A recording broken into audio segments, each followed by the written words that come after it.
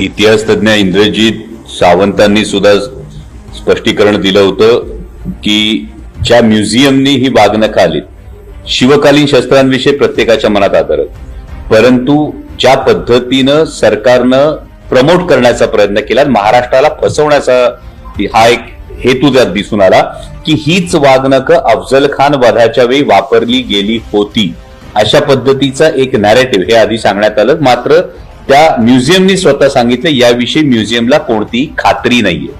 आणि महत्वाची गोष्ट ही येते की अशा इतिहासाला उजाळा देणं ही नक्कीच छत्रपती शिवाजी महाराजांचा इतिहास प्रत्येकाला प्रेरणादायी आहे, पण त्याचबरोबर छत्रपती शिवाजी महाराजांच्या इतिहासातल्या आजच्या काळात असणाऱ्या रयतेचं राज्य या संकल्पनेला उजाळा देणं जास्त तितकंच गरजेचं आहे.